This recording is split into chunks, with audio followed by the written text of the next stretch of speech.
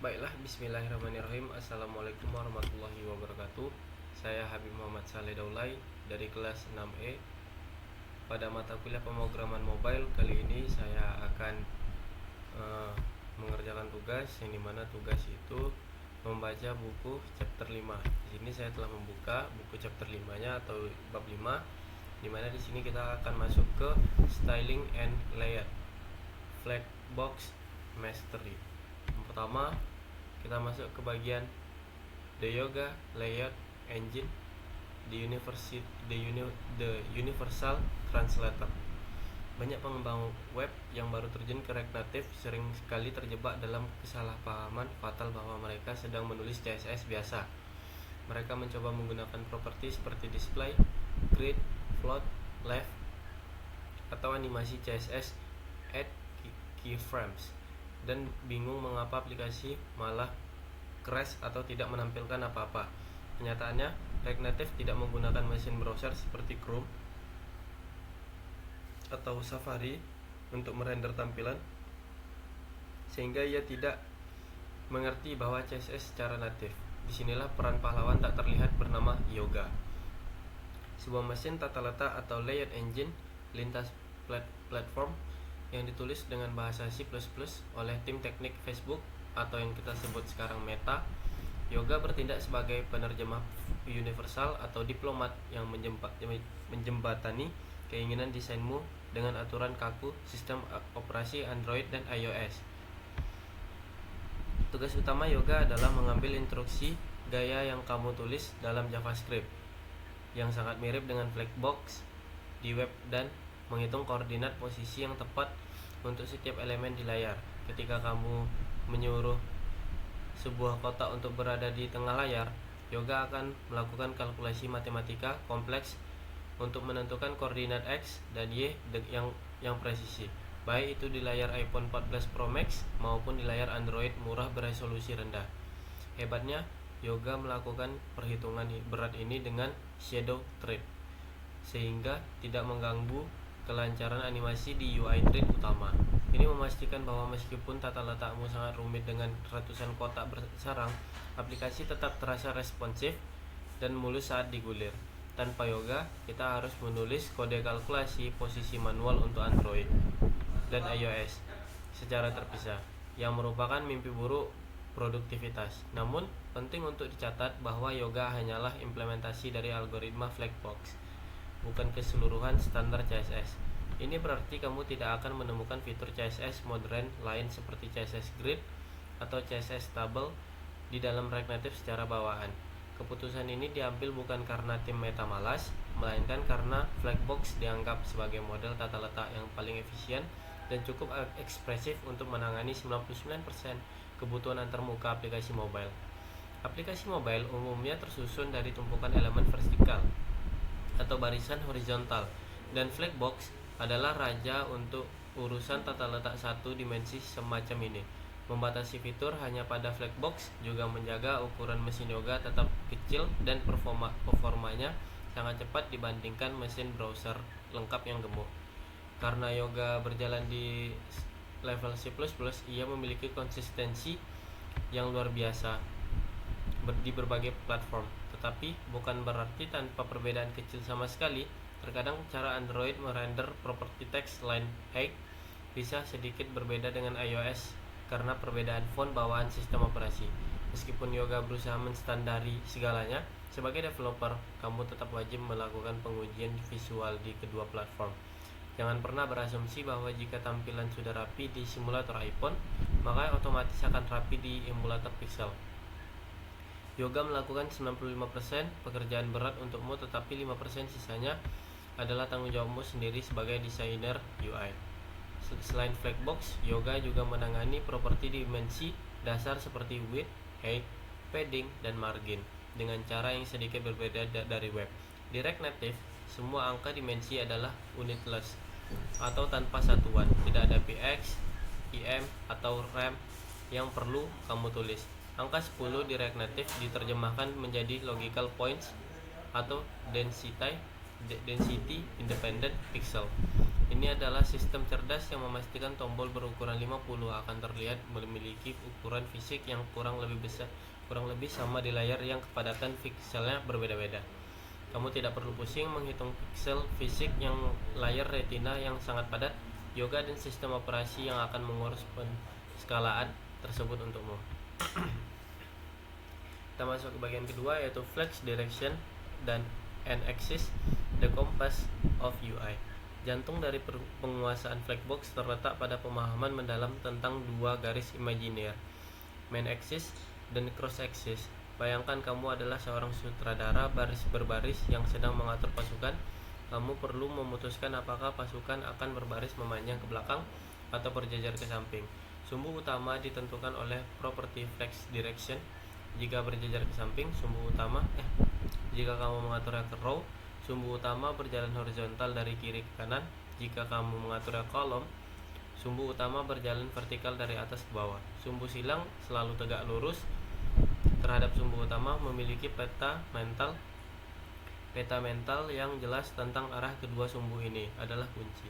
Karena properti penyelarasan lainnya bergantung sepenuhnya pada arah ini.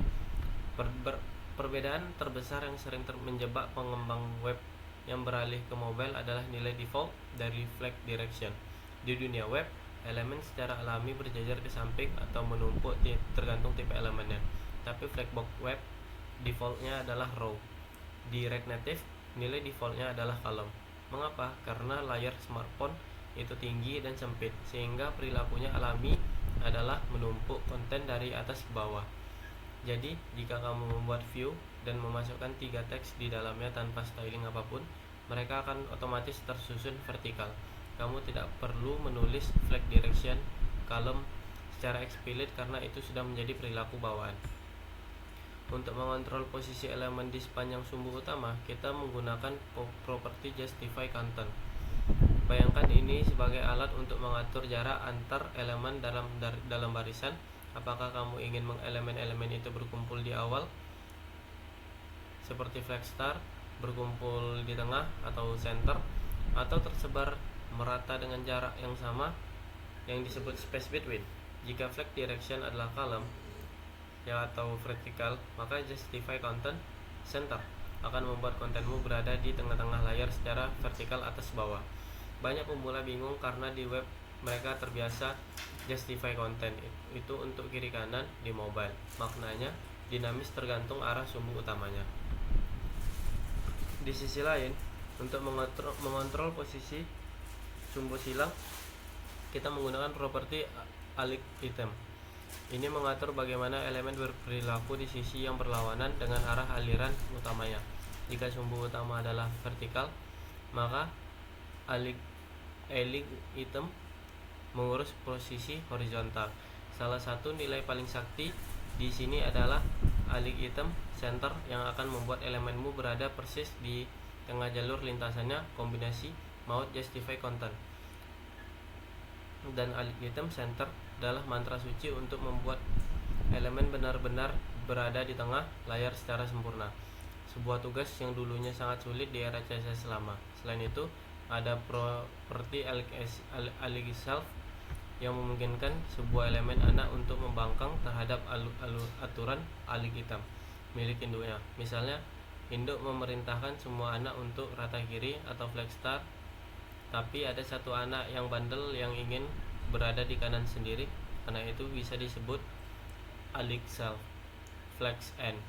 Fleksibilitas ini memungkinkan kita membuat tata letak yang kompleks tanpa harus membuat banyak kontainer pembungkus tambahan.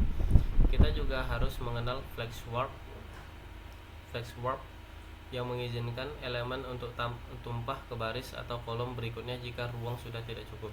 Sangat berguna untuk membuat tampilan grid galeri foto.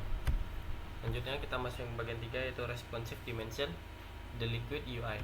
Di dunia Android yang terfragmentasi, kita dihadapkan pada ribuan jenis perangkat dengan ukuran layar yang berbeda, mulai dari ponsel mungil hingga tablet raksasa. Hardcoding dimensi pixel seperti menulis width 300 adalah dosa besar dalam pengembangan aplikasi modern. Angka 300 mungkin terlihat pas di iPhone 13, tetapi akan terlihat terlalu besar di iPhone SE. dan terlalu kecil di Samsung Galaxy Fold yang terbuka lebar.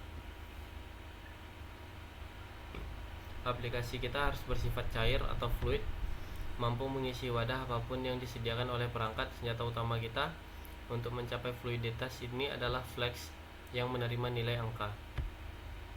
Properti flex bekerja berdasarkan sistem pembagian jatah ruang yang tersedia. Jika kamu memberikan flex 1 pada sebuah komponen, itu berarti ambil semua ruang kosong yang tersisa.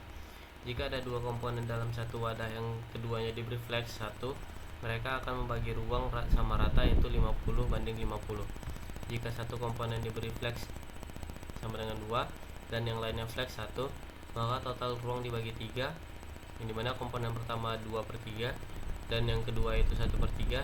Konsep rasio ini sangat powerful karena tidak peduli berapa piksel sebenarnya tinggi layar tersebut, kita hanya peduli pada proporsi pembagiannya. Ini menjamin tata letak kita selalu proporsional, tidak peduli aplikasi dibuka di HP kecil atau tablet.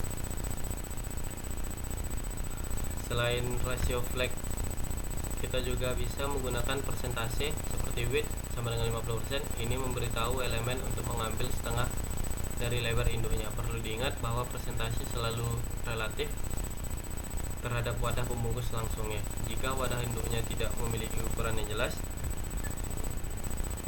maka persentase pada anak mungkin tidak akan bekerja seperti yang diharapkan. Seringkali kombinasi antara flex dan ukuran tetap untuk elemen tertentu adalah pola yang paling umum digunakan. Header tetap diam, sementara konten tubuh aplikasi melar menyesuaikan sisa layar. Namun ada kalanya kita benar-benar butuh tahu ukuran aktual layar, misalnya membuat elemen yang ukurannya persis setengah layar dikurangi margin tertentu. Untuk ini Reaknative menyediakan API Dimension, tetapi cara yang lebih modern dan disarankan adalah menggunakan hook use window dimension.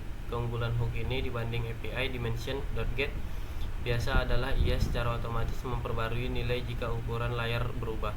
Kapan ukuran layar berubah? Saat pengguna memutar HP dari portrait ke landscape atau perangkat lipat saat layar direntangkan. Hook ini memastikan kalkulasi dimensimu selalu sinkron dengan kondisi fisik perangkat saat ini. Strategi lain yang penting adalah penggunaan aspect ratio.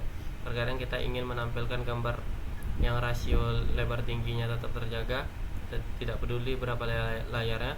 Dengan properti aspect ratio 16:9, kita cukup menentukan lebarnya, dan juga secara otomatis akan menghitung tingginya agar rasionya pas. Ini mencegah gambar menjadi gepeng atau terdistorsi.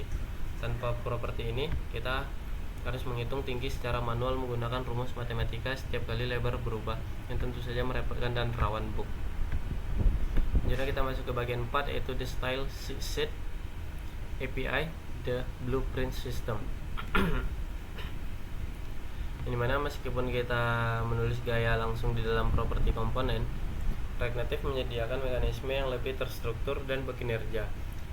Reaknative tinggi bernama Style Sheet API menulis gaya secara inline seperti view, style, background color, red, paddingnya 20. Memang cepat dan praktis bentuk spek eksperimen, tetapi jika dilakukan di seluruh aplikasi, kode akan menjadi berantakan dan sulit dibaca. Terlebih lagi, setiap kali komponen dirender ulang, objek gaya inline tersebut dibuat ulang di memori sebagai objek baru. Meskipun mesin JavaScript modern sangat cepat dan membersihkan memori, membuat ribuan objek gaya baru setiap milidetik dalam daftar panjang bisa menyebabkan penurunan performa mikro. Style sheet grid adalah metode standar untuk mendefinisikan gaya di luar komponen. Dengan cara ini, kita membuat cetak biru gaya sekali saja saat file dimuat dan kemudian merujuk ke cetak biru tersebut berkali-kali. Ini mirip dengan konsep kelas CSS di web. Kode menjadi lebih bersih karena logikanya render terpisah dari definisi gaya. Kita bisa memberi nama bermakna pada setiap blok gaya seperti container, header text, atau primary button, yang membuat kode bersifat self-documenting. Saat orang lain membaca kodemu, mereka langsung paham tujuan visual dari sebuah komponen hanya dengan membaca nama gayanya. Salah satu fitur hebat dari sistem gaya Reaknative adalah kemampuan untuk menggabungkan gaya menggunakan array syntax. propertinya style bisa menerima array objek gaya seperti style, dimana kita masukkan style.base button lalu style.active-button. Keajaibannya adalah gaya yang berada di posisi lebih kanan akan menimpa gaya di kirinya. Ini memungkinkan kita membuat sistem gaya yang bersifat pewarisan, inheritance, atau cascading secara manual. Kita bisa punya gaya dasar tombol lalu menumpuknya dengan gaya variasi warna tertentu, dan terakhir menumpuknya lagi dengan gaya spesifik untuk kondisi tertentu. Teknik ini sangat powerful untuk membuat komponen yang dinamis namun tetap terorganisir. Namun style sheet bukanlah salah satunya kebenaran.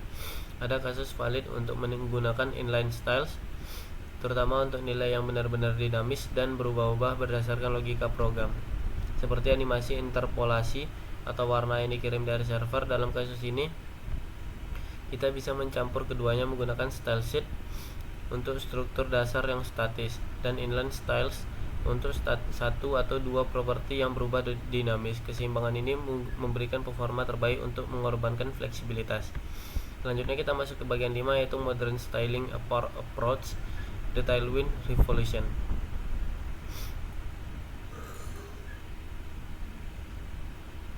Dalam beberapa tahun terakhir, dunia pengembangan web telah dilanda badai revolusi bernama Tailwind CSS, dan angin segar ini akhirnya berembus kencang ke ekosistem React Native. Pendekatan tradisional menggunakan style sheet sering kali terasa lambat karena kita bolak-balik melompat antara blok JSX dan blok styles dari atas ke bawah file hanya untuk mengubah margin. Selain itu, memberi nama unik untuk setiap wadah kecil seperti container inner wrapper sangat melelahkan otak. Solusi modern untuk masalah ini di React Native adalah Native-Win, sebuah pustaka yang membawa kekuatan dan kecepatan Tailwind CSS langsung ke dalam komponen native.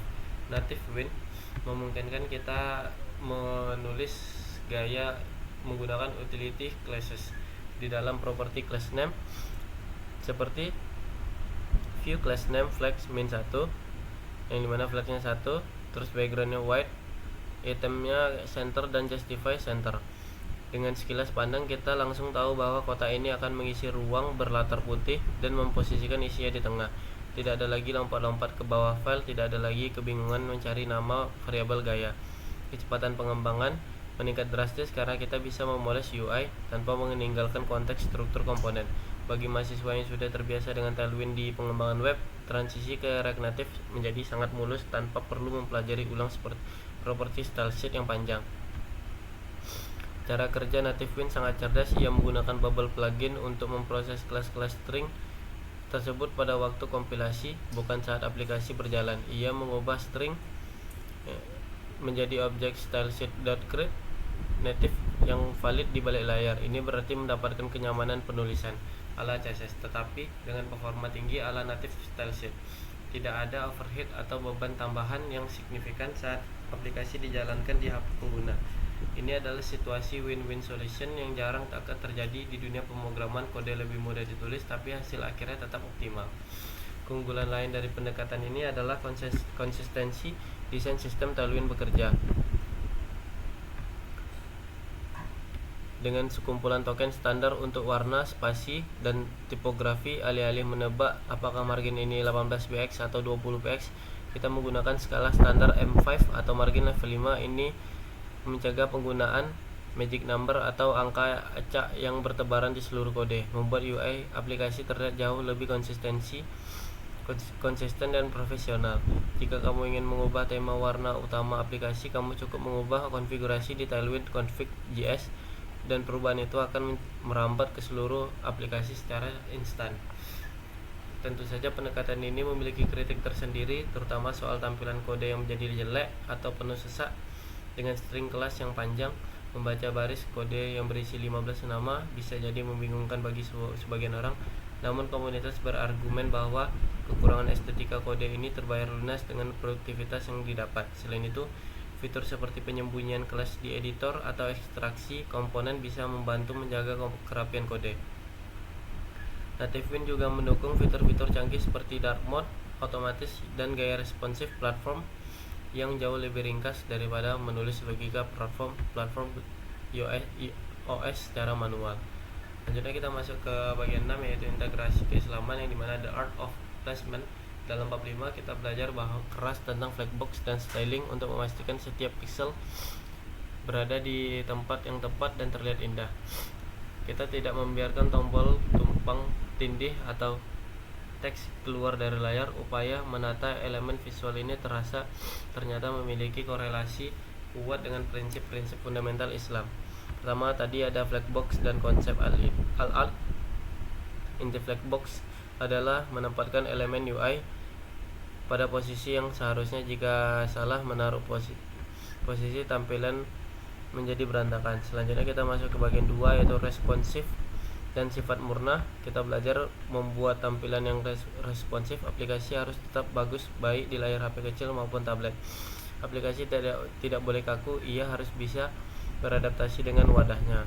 Selanjutnya kita masuk ke bagian 3, yaitu styling, konsep al-jamal.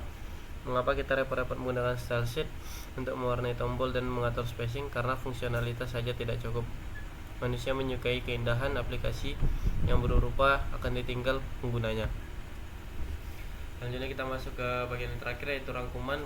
Berikut adalah rangkumannya dari bab 5. Yang pertama di yoga. Di situ ada penerjemah universal yang menggunakan mesin bernama Yoga dengan bahasa C++ yang menerjemahkan aturan flagbox menjadi koordinat pixel presisi di Android dan iOS. Lalu ada unitless, tidak ada PX, IM atau RAM. Angka 10 diterjemah secara cerdas oleh Yoga menjadi poin logis sesuai kepadatan layar. Lalu yang nomor 2, yaitu ada flex, direction, dan axis. Kunci flagbox adalah memahami sumbu, di mana ada default column. Berbeda dengan web, default arah layout di React Native adalah vertikal karena HP memanjang ke bawah. Lalu ada main versus cross, di mana justify content mengatur posisi di sepanjang sumbu utama, sedangkan alik item mengatur posisi di sumbu silang. Lalu nomor 3, itu ada responsive dimension, UI yang cair. Jangan pernah menggunakan ukuran pixel mati seperti width sama dengan 300. Kita di sini ada flag ratio, di mana flag 1 memerintahkan komponen untuk memakan semua sisi ruang yang tersedia. Jika ada 2 komponen flag 1, mereka berbagi ruang, yaitu 50/50. Lalu ada fluidity. Teknik ini memastikan aplikasi terlihat bagus baik di HP kecil maupun tablet raksasa tanpa perlu menghitung pixel manual. Lalu kita masuk ke nomor 4, yaitu stylesheet API, cetak biru. Cara standar menulis gaya yaitu ada performa. Stylesheet.create membuat definisi gaya sekali saja di memori seperti class, jauh lebih efisien daripada inline styles yang membuat objek baru setiap kali render. Lalu ada resyntax, gaya bisa ditumpuk. Stylesheet style base aktif, di mana gaya paling kanan akan menimpa gaya sebelumnya. Lalu yang terakhir ada native win, revolusi modern, yang dimana pendekatan modern menggunakan Tailwind CSS. Yang pertama itu ada utility first, menulis gaya langsung di property class name. Misal backgroundnya kita kasih warna merah red dan dengan 500p sama dengan 4. Kecepatan, yang dimana mempercepat proses coding karena tidak perlu bolak-balik antara kode UI dan definisi style di bawah file. Konsistensi desain lebih terjaga berkat sistem token. Mungkin itu saja yang dapat kita pelajari dan kita bahas pada bab 5 kali ini. Saya Habib Muhammad Salih Daulay, saya akhiri, wabillahi taufik wal hidayah. Wassalamualaikum warahmatullahi wabarakatuh.